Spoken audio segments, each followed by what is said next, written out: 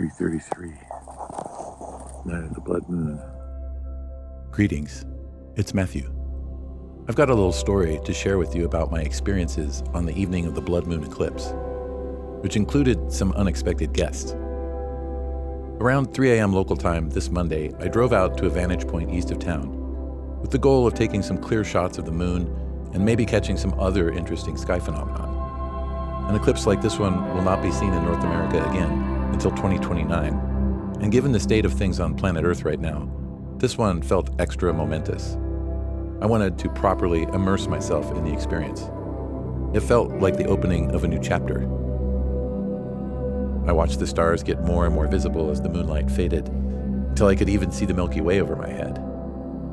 Regrettably, my iPhone 12 is pretty limited with night photography, so these were the best shots and videos I could get. However, I did pick up some things I'd honestly hoped for, but didn't expect. And especially not in such voluminous numbers. That, my friends, I'm quite sure, is a ship. There have been dozens.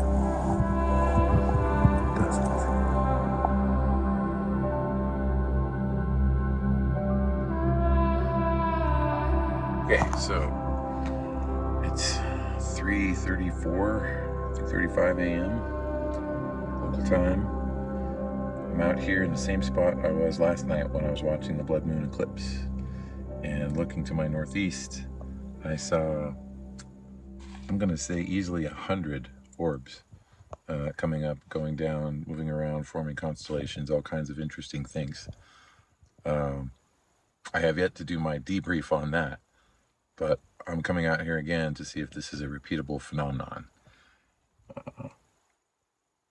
And as I'm looking out right now, I'm seeing a really bright light. So I'm going to turn the camera around. If it will let me. No, I don't think it will. Okay, so, whoops. Bad cinematography, folks. Yeah, I did just see one. So I'm gonna go outside and set this up and record and see if I can catch anything on camera for some proof, but yeah, see what happens. Oh yes, I think this actually does appear. There's one now.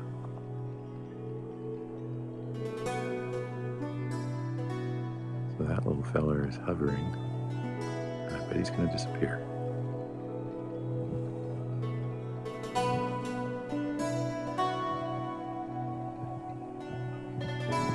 There were two that came straight down next to each other before I turned this camera on. We'll see.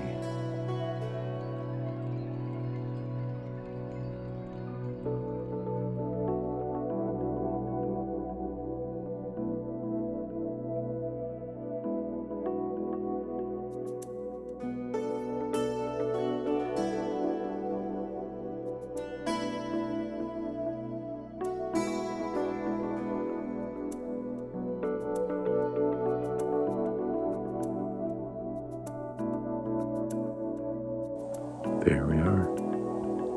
Oh, beautiful.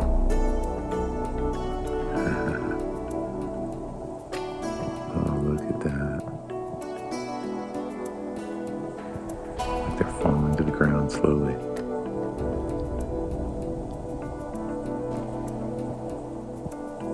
A third.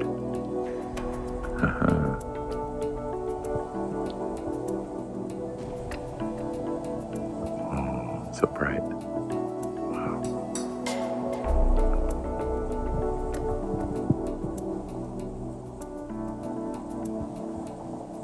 Just keep coming.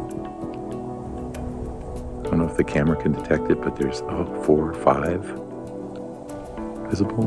Wow.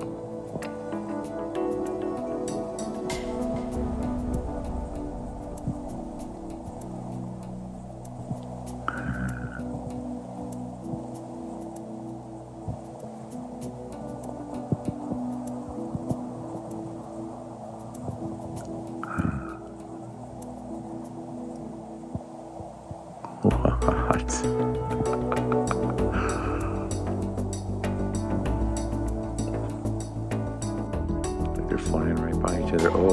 definitely some trajectory changes happening here. Yeah, these are not straight lines that they're flying in.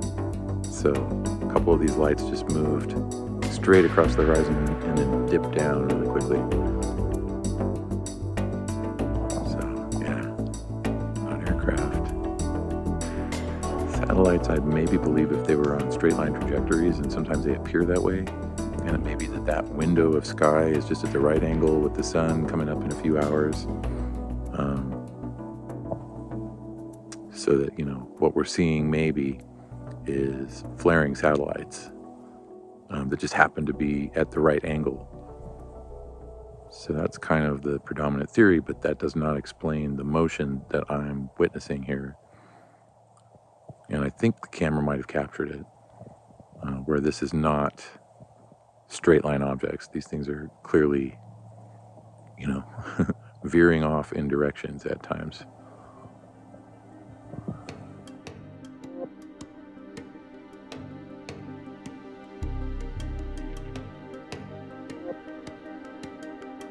I really struggled with waking up this morning and coming out here. I set my alarm for 2:30 because I was thinking, well, I'd like to be out here at 3.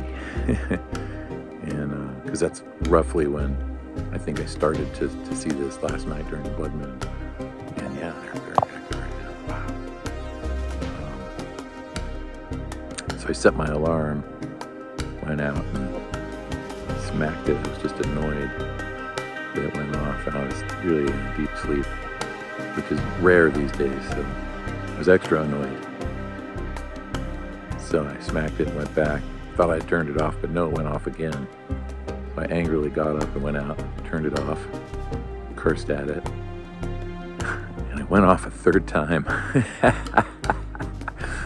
So finally, I decided that I just had to do this. And I think I'm glad I did.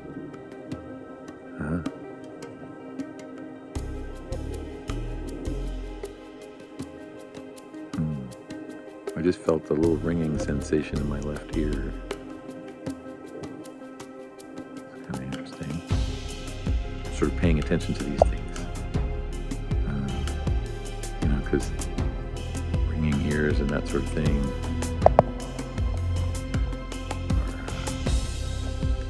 I don't want to get too woo, but associated, I guess, with telepathic kinds of things, or just like the universe telling you this is something to pay attention to.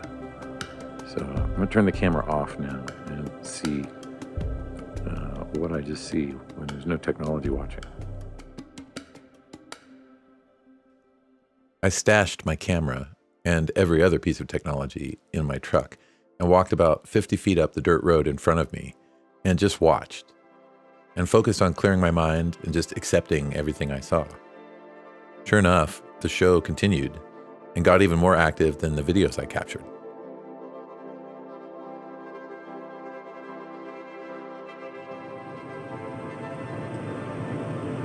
Got some private ones here. I was just setting my camera up for filming. I was kind of gonna close up shop and make my way back down the mountain, or at least just hop in my truck and get warm.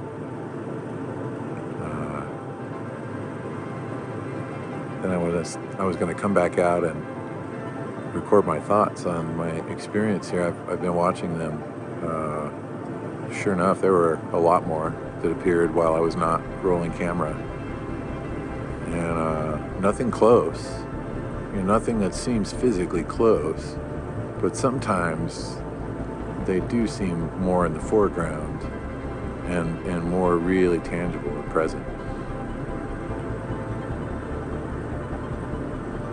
Yeah, it seems like we're getting a lot of activity right now, again, which is great. And I want to share my thoughts because I was feeling like,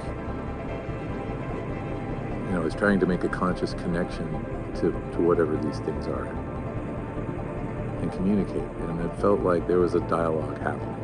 And it was a dialogue with myself, which was, are you ready to see, and how afraid are you? They're keeping a respectful distance, but it feels like sometimes they're acknowledging me directly. I'll get into a state and let go of control, let go of any obsession or demand that says, show yourself, and then they appear,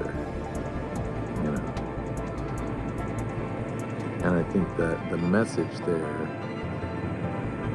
is that maybe these things, this is what I'm getting, while I'm speaking to them, I guess, or to myself internally. But what I'm getting is that they're there to inspire us to look within,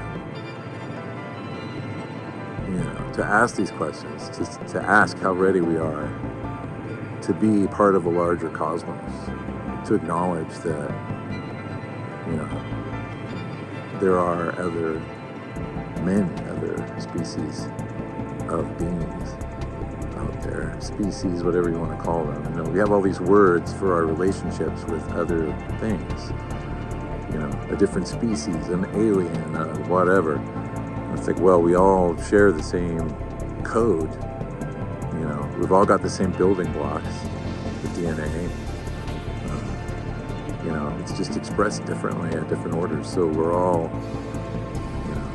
part of the same big cosmic family. And we're so willing right now to divide ourselves along whatever lines they give us to divide ourselves on, and die on the hills of, generations of other people's problems.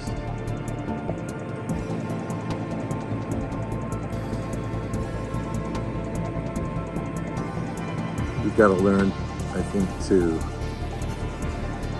reassess our relationship with certain words, like gods or... What I meant to say before the camera was so rudely and suddenly turned off by myself, I guess, accidentally, was that we kind of need to redefine our relationship with certain words. And certainly God, angels, aliens, Pleiadians, spirit guides, orbs, all of these are just words that encapsulate ideas. But ask anybody what God means, and there will likely be many ways in which people disagree. It's just a concept, but it's an imperfect concept, as all words in the end really are. And some things defy explanations and are worth just seeing for what they are.